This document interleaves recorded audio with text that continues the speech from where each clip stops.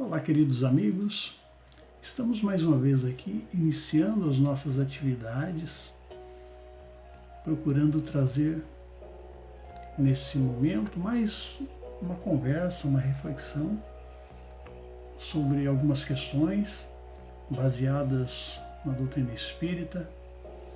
Então, no dia de hoje eu gostaria de falar um pouquinho sobre todas essas dificuldades diárias que enfrentamos, né? Todos nós enfrentamos, como é que nós olhamos para essas dificuldades, como é que nós portamos, como é que nós procuramos solucionar, então, essas dificuldades que se nos apresentam, né?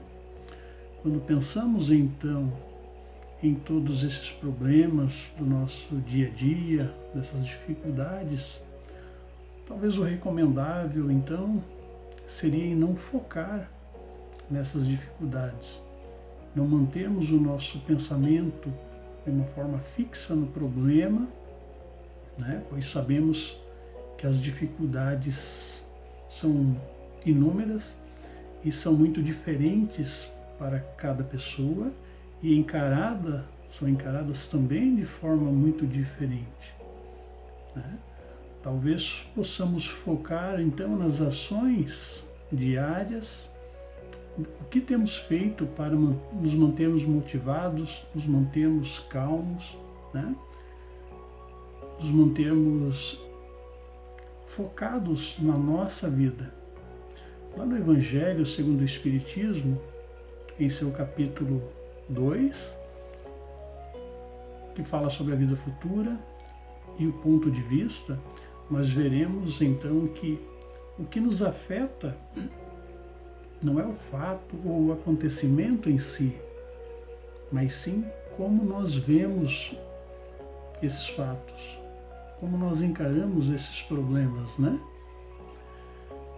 Qual é a minha postura diante desses acontecimentos? Vamos ver pessoas diferentes enfrentando problemas semelhantes, mas com posturas muito diferentes, né? Um problema de saúde ou de desemprego que chegam para duas pessoas, uma pode entrar num total desespero e a outra manter-se calma, manter-se mais tranquila, com serenidade, buscando resolver aquilo que está enfrentando, né? Então, quem sabe a mudança de perspectiva em relação aos acontecimentos seja a chave para nos mantermos motivados, nos mantermos calmos, né? Serenos, mesmo diante de grandes problemas. Os ensinamentos de Jesus, contidos nos Evangelhos, nos ajudam muito para esses enfrentamentos da vida. Se nós prestarmos atenção, veremos que o Evangelho nos traz uma resposta para cada problema, né? Com certeza ele nos traz essa resposta que buscamos. Jesus, em seus ensinamentos, ao conversar com aqueles que o buscavam, tinha como objetivo sempre mostrar um ângulo diferente para o problema, né? Como, por exemplo, quando falava de que seu reino não era deste mundo, né? Então que haviam outras realidades, que a vida não se resume a esta que vemos. Então, é com certeza um outro ponto de vista. E inúmeros outros ensinamentos que o Cristo nos trouxe, né? Então, muitas vezes, falta-nos a compreensão de que tudo que vivenciamos na Terra é meio de crescimento, de que a vida é muito mais do que as conquistas da matéria e que o sofrer, que a dor faz parte da vida, assim como a alegria, como sorrir. Então a vida é feita de altos e baixos, né? E devemos compreender isto. O Espiritismo é uma ferramenta maravilhosa que nos ajuda nessa compreensão, que nos auxilia a ampliar a nossa consciência em relação à vida, e a sua brevidade no plano material. Em uma palestra do Haroldo Dutra Dias, ele nos diz o seguinte, que o nosso desafio na doutrina espírita é a nossa evolução consciente, porque a evolução inconsciente é ainda hoje para a maioria dos encarnados. O desafio, então, é encontrarmos o propósito da nossa vida. O que estamos fazendo na Terra? Qual é a nossa tarefa aqui? E essa compreensão, então, nos permite que valorizemos a vida material, permite compreender que os problemas que passamos são importantes, sim, mas sem transformá-los em algo muito maior, ou maior do que realmente são, e sem fazermos a apologia ao sofrimento e à dor.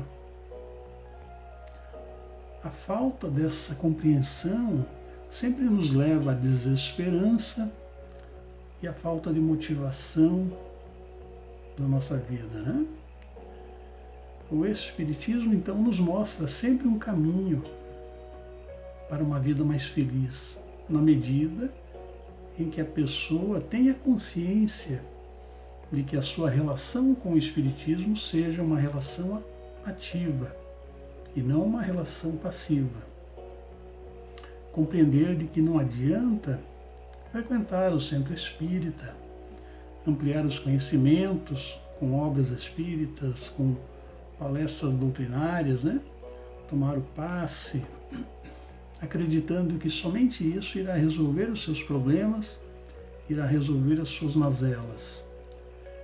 É preciso fazer a sua parte de forma ativa, trabalhar a sua reforma íntima, trabalhar a mudança de comportamento. Então, esse momento singular em que estamos vivendo, por conta da pandemia, nos convida ou nos empurra para a mudança, para essa ampliação de consciência e a ampliação de virtudes, Pois, se assim não for, nós iremos então ler muitos livros espíritas, livros de autoajuda, ver milhares de lives e de palestras virtuais que hoje estão à nossa disposição, E vamos continuar olhando para a vida de uma forma passiva e sem resultados práticos, Pois não nos colocamos a caminho do trabalho, a caminho da nossa reforma, Procuremos então, meus irmãos, trabalhar em nós essas reformas, trabalhar o nosso autoconhecimento e assim tomarmos as rédeas da nossa vida. Nós já aprendemos que os recursos para solucionarmos nossos problemas e conflitos estão dentro de nós, E a maioria de nós desconhece essa potência transformadora, ou essas potências transformadoras que está dentro de cada um.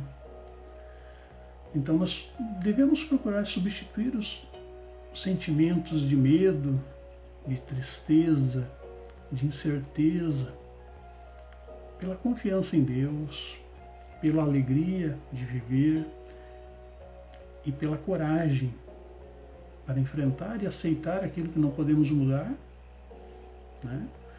Então, adotando novos hábitos, como a prece, os bons pensamentos que são de fundamental importância, Pois tudo começa no pensamento e é fundamental que nos mantenhamos com bons pensamentos, com bons sentimentos, Fazendo o trabalho no bem, nos dedicando um pouquinho mais ao próximo, um trabalho de caridade, que tudo isso com certeza nos fortalecerá.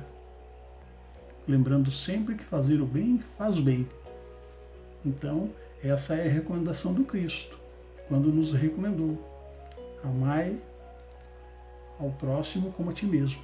Então, a caridade é uma das principais chaves para a nossa felicidade.